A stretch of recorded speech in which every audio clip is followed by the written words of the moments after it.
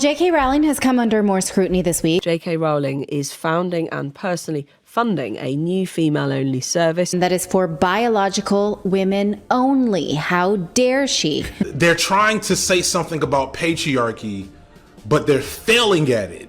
JK Rowling has struck again with her next action of anti-trans rhetoric in the ongoing culture war against transgender people.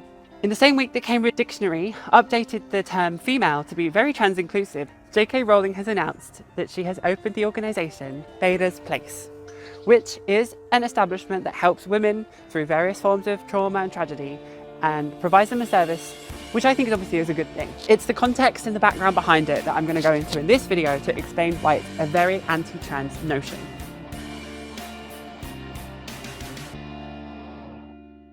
So, first and foremost, who is Beira and why am I in a tree? She's the Scottish goddess of winter. She's often depicted as like an old witch or an old hag. In some of the mythology as well, she came up from the ground with her sisters and put down rocks. And she even tempered and shaped the rocks with her hammer to create this wonderful scenery that Scotland claims today. So far so good, right? It's wonderful imagery. I'm all for goddess invocation and depiction. However, that's pretty much where the story stops to be so joyous, because JK Rowling is very much tainting it for her own anti-trans rhetoric. So stick around. In part 1, I'm going to explain everything that's happened. And in part 2, I'm going to explain how she got away with this legal discrimination against transgender people because it's written into the UK legislation. Enjoy this week's video. Thank you all so much for being here. Let's get into it. I'm standing up today. Cute. Standing up to transphobia. JK Rowling has opened a new women-only sexual violence support centre in Edinburgh, which will not cater for trans women. Beira's Place will offer support and advocacy to women in the Lothian region, aged 16 and over, who have experienced sexual violence or abuse at any time in their lives. It's free to use, and it apparently comes from a demand for female survivors for a women-only service. They want single-sex spaces, and this is an unmet need, and we are going to say this is by women for women. A little side note, looking into the literature behind this, you would take that information and it almost sounds like there are no centres in Edinburgh for women that have undergone, that have a need for some support and help. That's not the case. What's happened is that most of those centres and support services also cater to trans women, and JK Rowling and her crew of TERF'S have decided that that's just not okay, and some people will be triggered from someone like me talking about my experience in the same room as them. A spokesperson for Beira's Place said, "We believe that women deserve to have certainty that, in using our services, they will not encounter anyone who is male. Where appropriate, we will refer men or individuals identifying as trans women to other appropriate services." So let's just discuss that right there on the offset. Where appropriate, we will refer men or individuals identifying as trans women to other services. The nuance of that is that this person, I believe this is quoting more, but we don't know that from this article, I know that from my other research, is saying that trans women are not women, because look at the lexicon here. Women deserve to have a certainty that in using our services, they will not encounter anyone who is male. The following sentence then could just say, if appropriate or where appropriate, we'll refer men to other services. But it adds in people identifying as trans women in the following sentence. Ergo, they're saying that person, someone identifying as a trans woman, also is in the same term from our perspective as men. And again, this goes without saying for someone who's a TERF, they're going to be nodding like, yeah, of course. But I'm just making it clear how overt and how brazen the transphobia has become now. There's no sidestepping it and there's no hinting at it. It's full-blown disregarding trans women and saying they are not women. And funny enough, on this topic, JK Rowling decided not to comment. Shock horror. Honestly, the most disheartening part of all of this is that we have to be so sad about what's initially quite a good thing. She's creating an organisation that helps people, helps women. That's a good thing. It's a shame that it's just been so tainted by the background and context of why she's done this. We are talking about what is meant to be a good service, and I understand how anyone should have support from abusive situations and violence, and I'm never going to be an advocate against that. But what I have a problem here specifically is how overt this transphobia is, and saying that someone, like, it's basically saying a cisgender person deserves the right not to be in a room with a trans person if it's triggering for them, or if they hold a prejudice that they think that person is transgender. Now, the real tricky part, and what I'm going to get into in this video, is that there's no way of proving this. It's just done by physicality alone. And that's the real problem, and I'm going to get into that in a little bit. But I'd like to think I pass as a woman, and I've talked about this, and I'll talk about it later in the video. But if I walked into that room and didn't disclose my transgenderism, they wouldn't have a problem. I imagine, assume, like hypothetically. So if I then said, oh, but I'm a trans woman, the problem they have isn't a triggering of their previous trauma based on the fact that I look like a man. It's based on their prejudice and bigotry, the believing that me being a trans woman makes me less of a woman, which is bigotry, which is prejudice, which is transphobia. It doesn't actually have anything to do about me being triggering to them, because if that were the case, I would have been triggering by my physicality on the offset of entering the building. And that goes all, like, that pushes aside everything else compared to trans men, non-binary people, femme-presenting cis people, non-femme-presenting cis women. Like, there's a whole jar of worms to, like, unpack here. But speaking as a trans female, this is kind of aimed at trans women, I can tell. Maybe less so, but, like, well, yeah, we'll get into that. For now, let's just look at what the website says. Okay, so off the bat, we can tell that there is just innate transphobia happening here, which is why I picked up this article and I wanted to do a proper video about it. So let's go into the actual details about Beira's place and see what more information we can get with regards to the kind of organisation itself and the service that JK Rowling is funding and founding. So I went on the website itself. I'm doing this so you don't have to. If I have any LGBTQIA plus people watching this, and I obviously do, please don't go to this site. Don't give it any more views and clicks than it deserves, which is 0. It's quite a sad place to see from a trans person's perspective. So honestly, just stick to this video. You don't have to visit it if you don't want to. And I have the lovely character of TERF Witch to read out the sections on the website itself, because Beira's Place is a women-only service. It has been set up by women for women. This means that if you contact us, the first person you speak to will be a woman. Any support you receive will be from a woman. And you can be guaranteed that when you visit our centre, everyone in the building will be women. Okay, so I'm pretty sure we've decided and found out now that the website is a woman-only service. I think they put that in there a couple of times.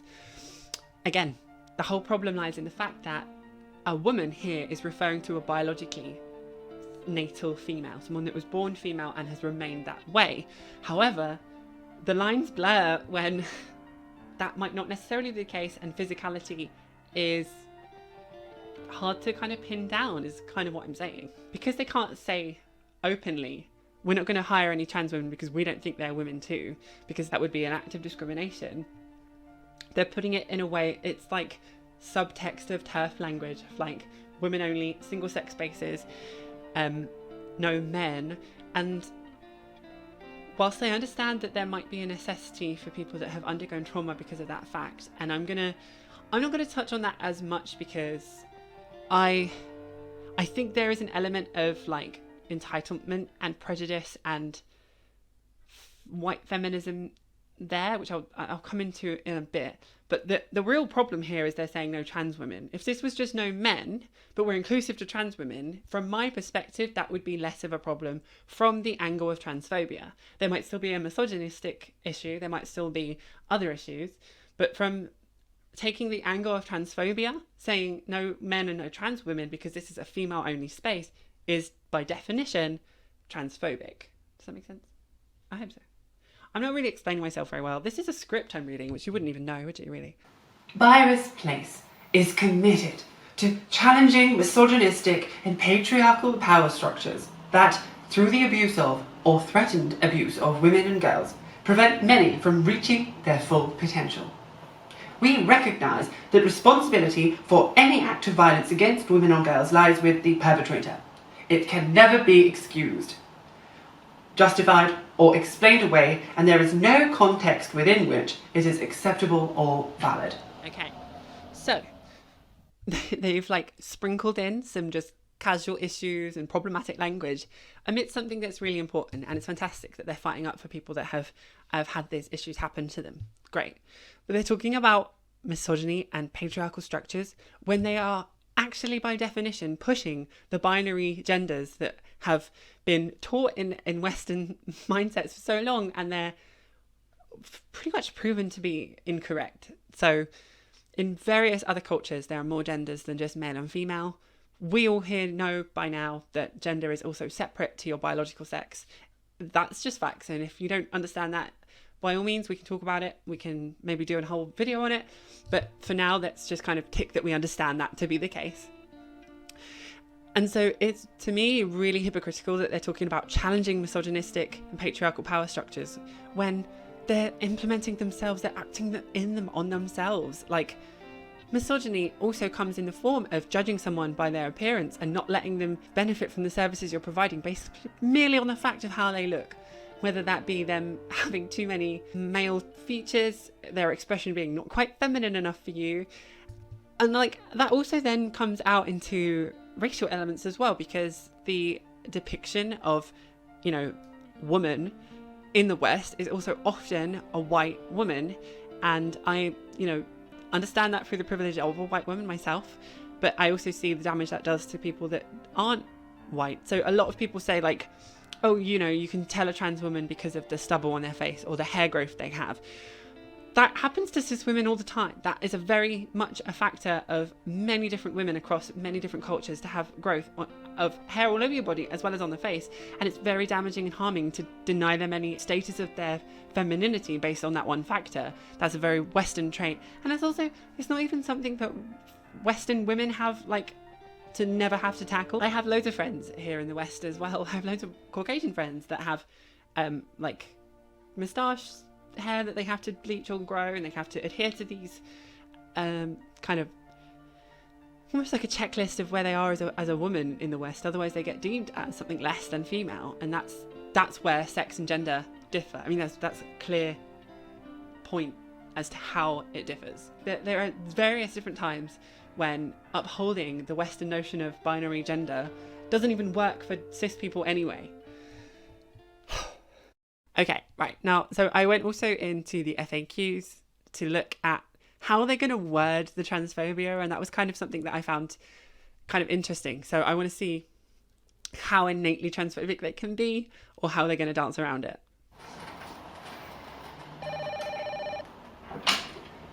Hello, Turf Centre. Beira's Place. Oh yes, good. Of course. You like to visit us, sure. I want to bring someone with me. Is there somewhere they can wait? Oh, you bring someone as a companion. In that case, then let me just explain the following. Beira's Place is woman only, so if there is a man accompanying you, we will ask him to wait outside until your appointment is complete. A woman companion may be able to wait inside, but this is dependent on what services are running at the time and our free space. Please let us know if this is a concern. There are cafes, libraries and galleries a short walk away. Yes, wonderful. Oh, it's a woman. Are you sure? Oh, you've checked. Okay, fabulous. We will see you then. Good day to tell. So this kind of goes exactly back to what I was saying about the assumption of someone's gender and how it does come into it as a factor. So say, for example, a cisgender person goes to JK Rowling service and they bring me. And I am perceived by everyone on site as the woman I am. And no one can tell my transgenderism from the offset because I'm female presenting. I've had various amounts of surgery. I've been transgender now for a very long time. I'm on hormones, yada, yada, yada. So my question would be so if they found out, what would happen to me throughout the period? Will I get kicked off site? Even though for the reasons I've been allowed on site, as in I'm not going to trigger anyone, I'm not going to be a problem for anyone, they have already been proven to be not a problem. And yet would I be escorted off the site post the kind of clocking, as it were, because just purely on my identity? Or would I still be able to remain there until my friend's finished her session because I haven't caused anyone any distress or any problems? If so, that would be innately just my identity.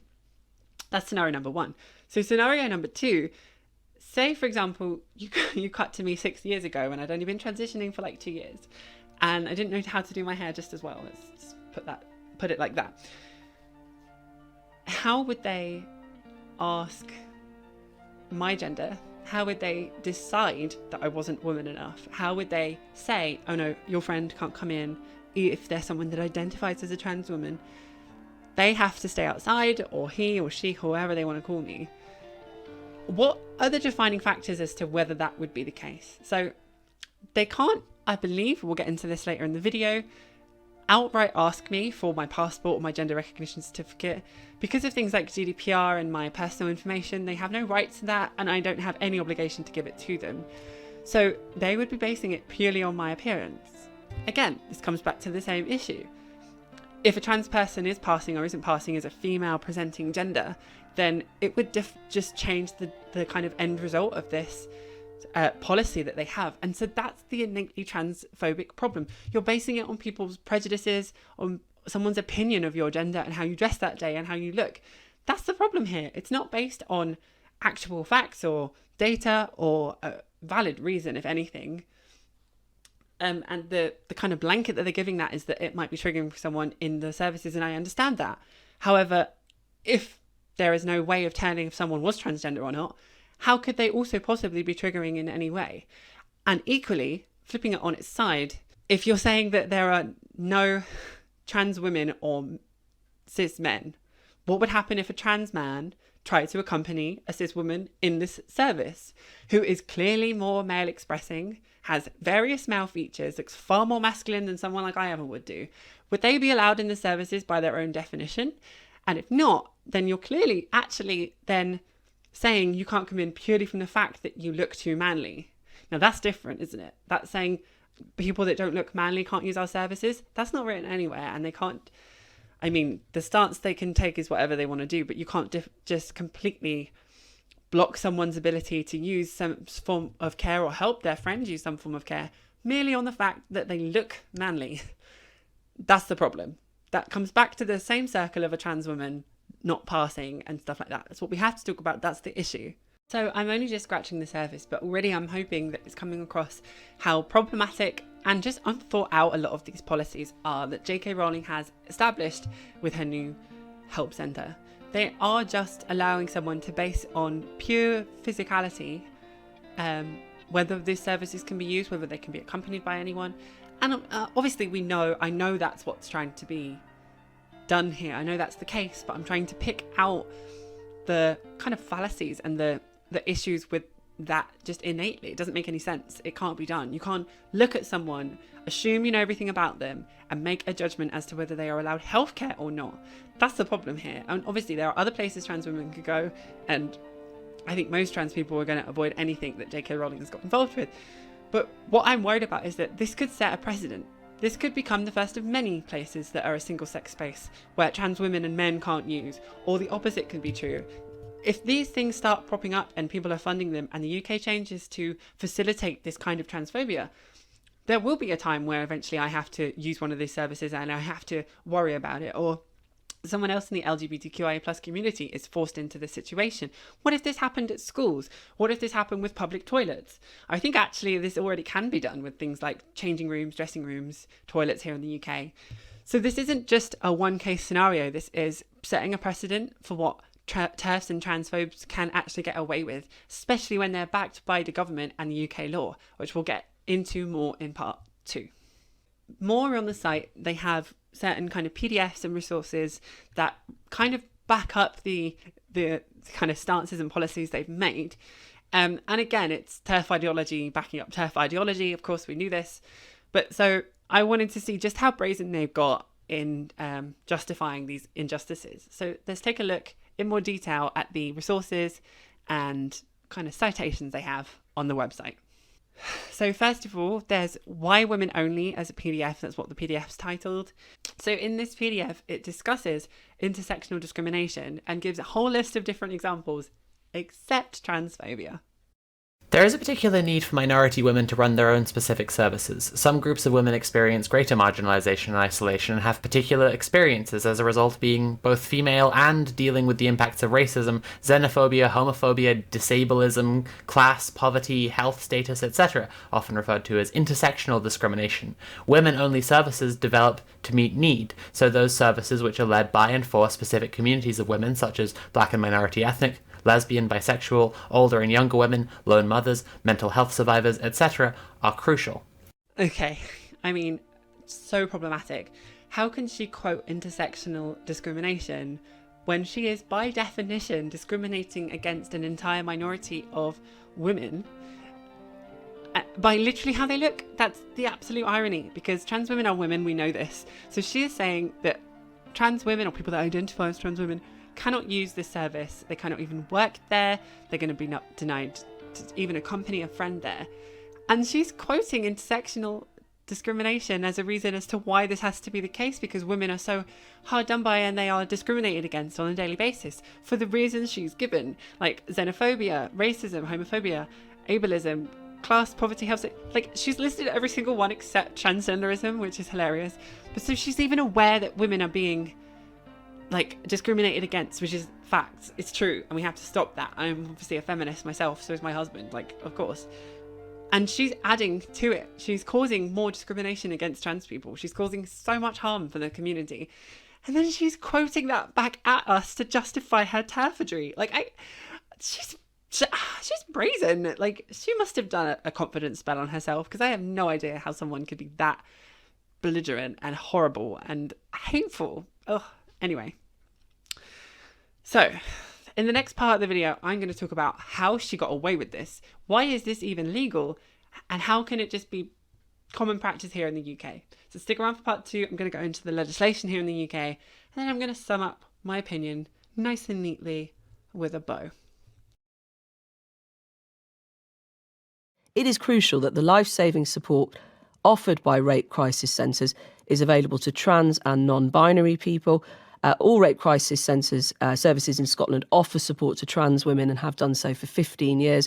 There has not been a single incident of anyone abusing this. We continue to see the path to equality for women and trans people as being deeply interconnected and dependent on shared efforts to dismantle systems of discrimination. What do you make of that, having interviewed JK Rowling about why she's doing this and been doing it for, planning it for years? I think that one of the spurs for this was simply the statement that at a time when women are vulnerable, they should be re-educated and have any prejudice they might have reframed. And I think she felt that this just wasn't appropriate, and that she was answering, as she says, the unmet need for women to be treated only by women. It's really simple, and in some ways, it's really not got a lot to do with the whole trans issue. So, how is JK getting away with this? Well, in the UK, it's entirely legal. This amount of discrimination against the entire transgender community is perfectly legal under the Equality Act of 2010. Pretty ironic name, I'm sure you've already worked out. It's about equality, apparently. Let's look into it in more detail. Equality Act 2010, Single-Sex Services, paragraph 27, effect. 733.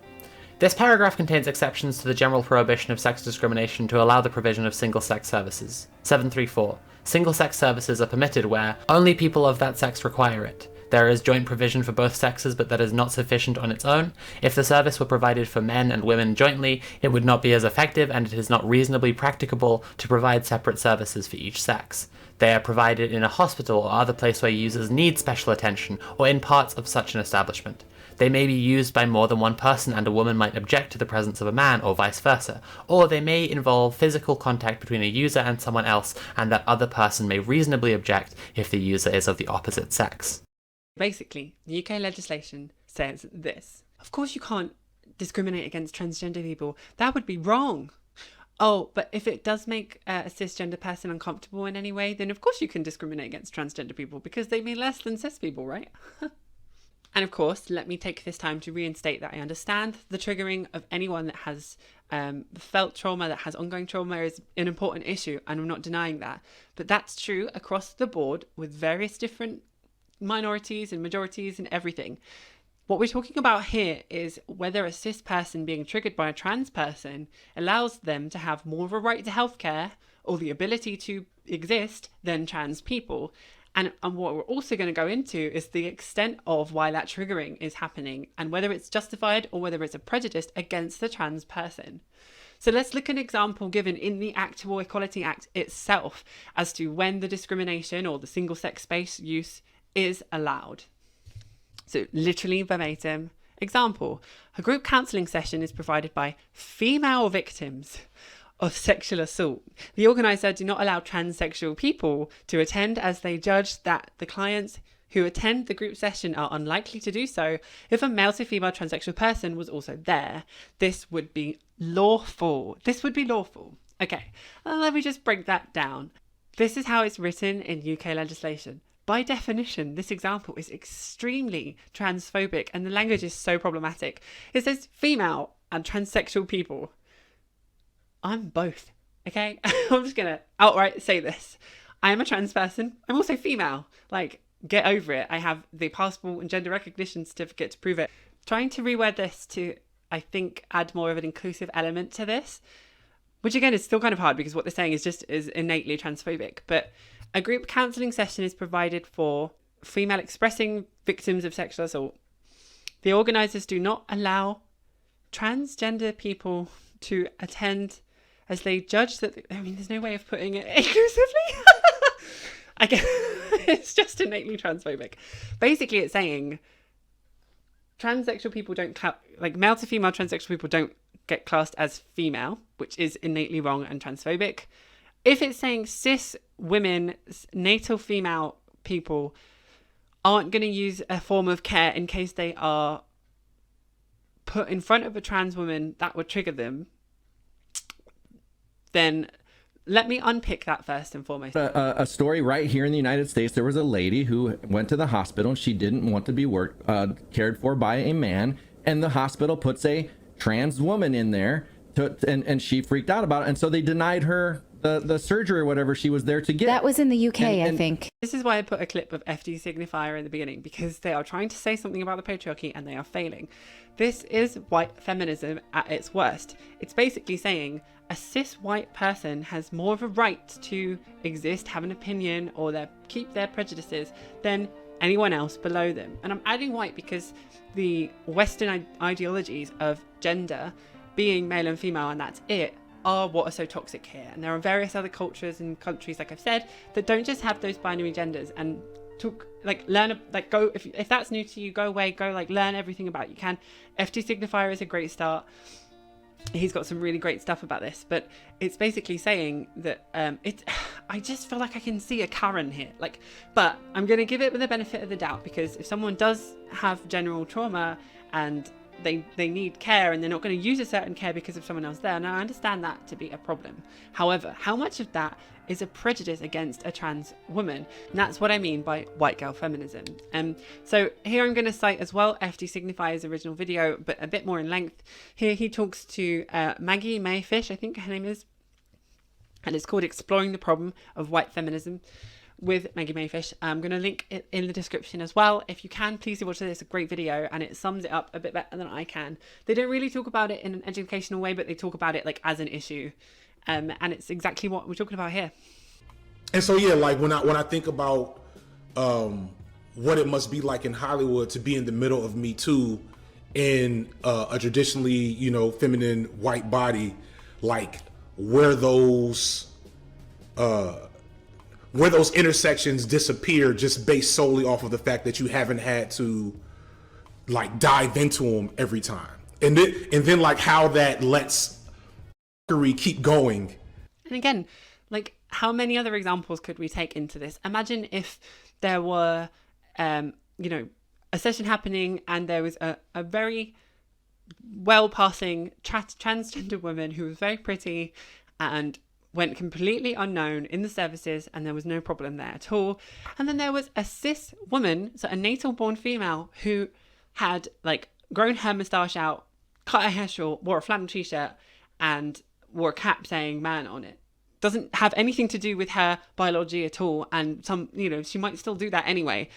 That would cause more offense than the trans woman's presence there, which makes you realize that it's not about the gender or the issue here at all. It's about not defining as a female in, white feminism at all, and saying that you are stepping away from the binary. It doesn't have anything to do with about trans people. We know this because that's too broad a term. With a lot of prejudices, you can often either see it or you can't. And that's something I'm going to talk about next in more detail. But with, for example, racism, you can often see someone's race, not always, but often see their race by the color of their skin or certain physical attributes. And that makes hiding from the prejudice a lot more difficult for anyone. So a person of color who has, darker skin is unable to hide that from the external world, right? So if you meet someone that's racist, boom, they're going to be racist to you straight away because they can see your skin. Now compare that to bisexuality, which not only is completely coverable in society, but you can also live a life by concealing it to anyone that you don't want to know.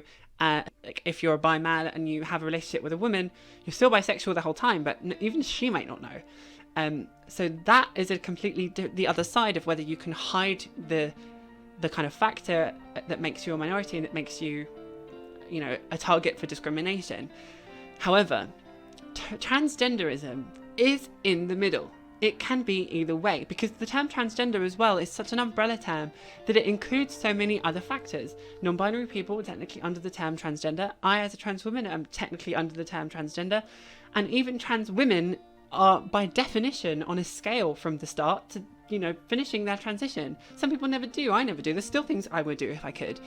And if you'd met me 8 years ago, you would have very much clearly known I was transgender by meeting me, but that's not necessarily the case now. So the issue here with this TERF ideology and the transphobic rhetoric from the UK Equality Act of 2010 is that it takes transgender people to be at one stagnant point of that timeline. It defers by definition. It defers that a transgender person will always be defined by their physicality and that you will know that they are transsexual. However, that's not the case. It's very much not the case.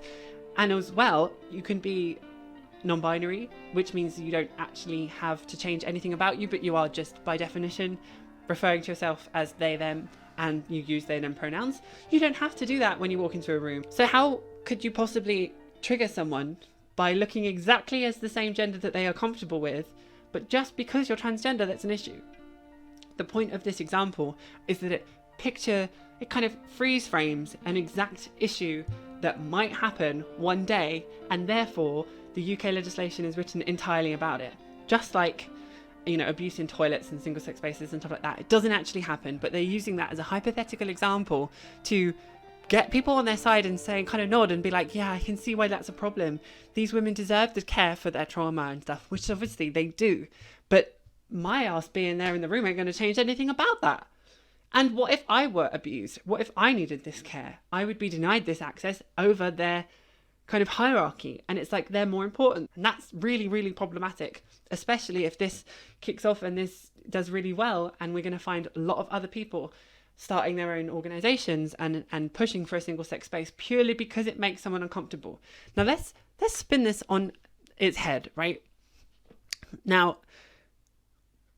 what if this said the same thing about race? What if this said the same thing about race? Let me word it about race in this way, and you will hear how innately bigoted it is. A group counselling session is provided for white victims of sexual assault. The organisers do not allow black people to attend, as they judge that the clients who attend the group session are unlikely to do so if a person of colour was also there. This would be lawful. Now that is me literally quickly rewording it for a racial element to this same thing. How horrible does that sound? That sounds like segregation, that sounds like the past, that sounds like the error that the human race has made. That's what we're dealing with here. And I apologise for having to make such a strong example. That's what it sounds like to a trans person specifically. And then you have to think about a trans person of colour. You have to think about everything that this could mean. This is a big deal. This is a big deal. This is a big deal. I need to calm down. I need to calm down and have some coffee. That's going to really help, isn't it? At the end of the day, It sounds like it's written by a cis person for cis people that has an awareness of trans people, but does not fully understand everything that happens when you transition. So yes, we need to talk about passing and not passing. We need to talk about non-binary people, and we need to talk about unjustified prejudices that certain people might have, that have a kind of privilege to be cisgender and to be white and to not know about anything else. Because we're women only. Hello? Yes, we're women only. Women only, I tell you. And again, going back to what I said before, what if trans people wanted to use this service? What if this service was also needed by non-binary people?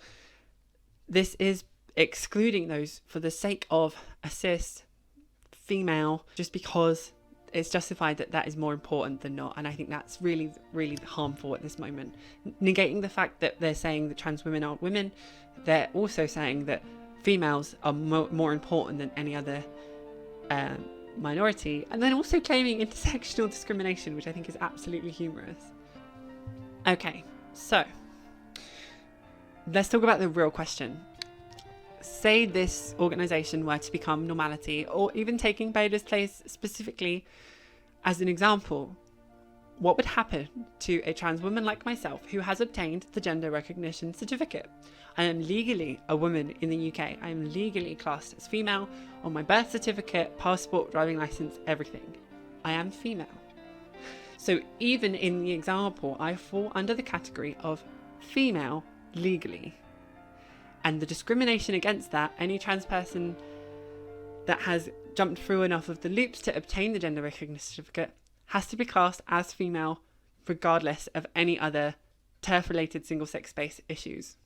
So what would happen to me if I were to use these services? What happens if someone changes their gender legally in Scotland, gets one of those gender recognition certificates, legal acknowledgement your gender has changed, and then perhaps decides to move elsewhere in the UK? Let's take a look at the Equality and Human Rights Commission. First and foremost, who are they? Equality and Human Rights Commission. The Equality and Human Rights Commission is Great Britain's national equality body and has been awarded an A status as a national human rights institution by the United Nations. And what do they say about this specific topic? Separate or single-sex services, practical steps you can take. Make staff aware that a trans person may not wish to provide you with sensitive personal information, and that is their right. You do not need personal information such as a gender recognition certificate to make a decision. You only need to decide if your action is a proportionate means of achieving a legitimate aim. There is a risk of acting unlawfully whether the person has a gender recognition certificate or not. The exceptions outlined in this guidance, therefore, do not depend on whether or not an individual has a gender recognition certificate.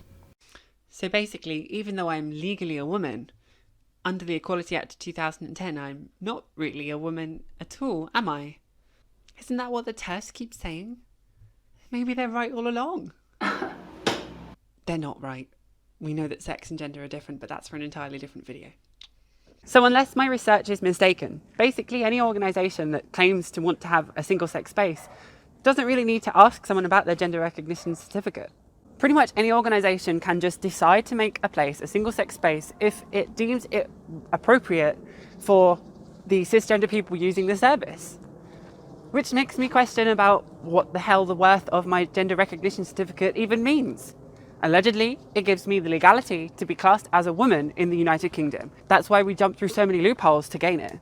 But if any organisation doesn't necessarily have to act on the fact that I have a gender recognition certificate and can still class me as a transsexual and deny me any access to any of their single-sex services, then it doesn't really have any value, does it? It doesn't really change anything. But I also found something else in the Equality Act 2010 Code of Practice. Let's take a look. Equality Act 2010 Code of Practice, Gender Recognition Certificates 2.26. The Gender Recognition Act 2004, GRA, provides that where a person holds a gender recognition certificate, they must be treated according to their required gender. See the GRA for details on those who are covered by that act. See also the Data Protection Act 1998, which deals with processing sensitive personal information. 2.27. Transsexual people should not be routinely asked to produce their gender recognition certificate as evidence of their legal gender. Such a request would compromise a transsexual person's right to privacy. If a service provider requires proof of a person's legal gender, then their new birth certificate should be sufficient confirmation. Okay, so interesting. Like I said before, technically, under the Equality Act 2010 2.26, you have to take the gender recognition certificate as the final fact, the final say. I am legally a woman as per the amount of like documentation I have to show so, which means technically I would be allowed to use the services that JK Rowling has founded and funded Beira's Place. Cut to part 3, where I go there myself and I go into the building and I use the services.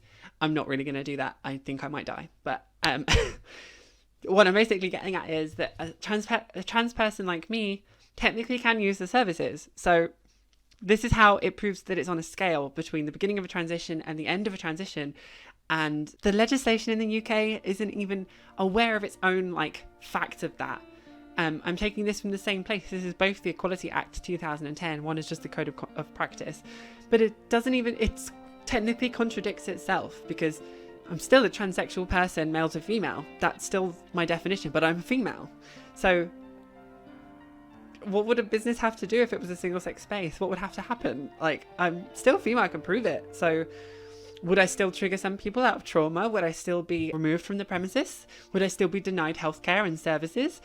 These are the questions that remain, because the legislation is by definition incorrect, bigoted and transphobic. Short of JK Rowling having like guards that like just literally decide whether people can or cannot come in outside her services, even if I were to enter myself and they asked me, prove that you're a female, I can show them my recognition certificate, they'd have to allow me into the services, which we all know they're not going to want to do, because this is about transphobia. This isn't about really actually protecting anyone on the inside. But also we're denying the fact that most trans people don't carry that around like a map in Disneyland around their neck so that they can show it on, demand, nor should they have to. It's my private information. Equally, there are a whole load of trans people that don't have this certificate because it's particularly hard to get.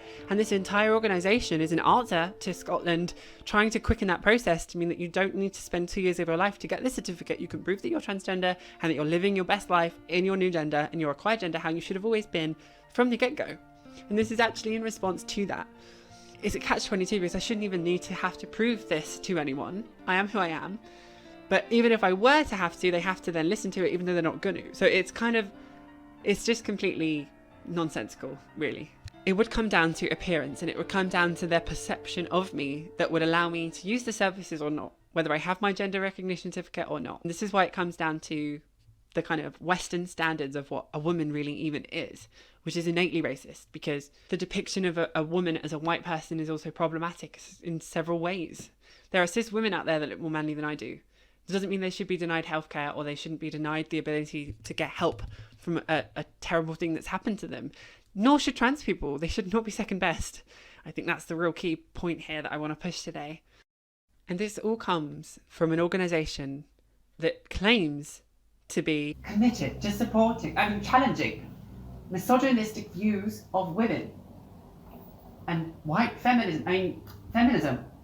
And we are against the patriarchy when it suits us. Absolutely. I swear it. No, I do.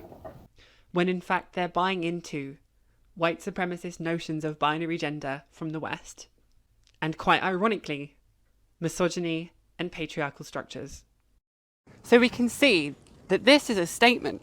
This is an act in the ongoing culture war against transgender people. It's very, very ambiguous as to whether a trans woman like myself, who has the gender recognition certificate, I would like to think looks like a woman and wouldn't cause any offence to anyone by entering a room, would even be able to benefit from her services.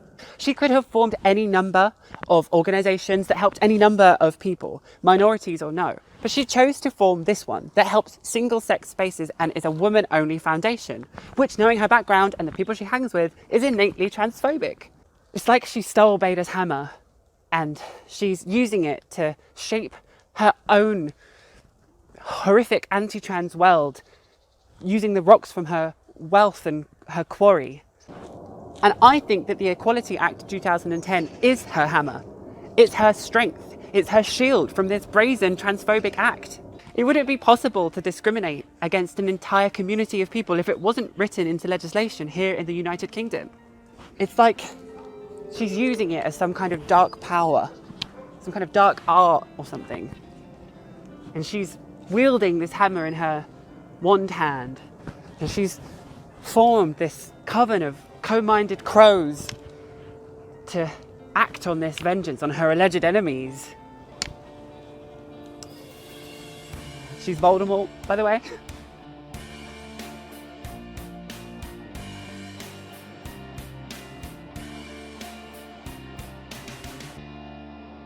So, first and foremost, who is Beira and why am I in a tree? Oh, my husband's calling me. Hold on. Hello? The Wicked Witch of Hogwarts has struck again. Struck again. I can do a phone call. Should I do a phone call? Should I call Barbara? What was it again? JK Rowling. Did you get the water slap on my head? What do you mean her pronouns are they? It's only her. It's only one person. No, Sam is here. I can see her. I love you too. Bye. That was my husband, everyone. He married me because I'm a woman. He loves women and that's great. I can take that out then because he's bi. No, they cannot join you. Sam is on her own, singular. Women only, I tell you. I'm just taking some trial footage as well if you want to like wiggle around or do some just gesticulations. Do I look good? Yep. Is that good? Is that a good shot? Yeah. You sure? Yeah. Oh, sure. I don't want to leave Turfwitch behind. Turfwitch and I have become very Okay, you privatised. can put the living room back together then. Okay, we're done, and that's a wrap.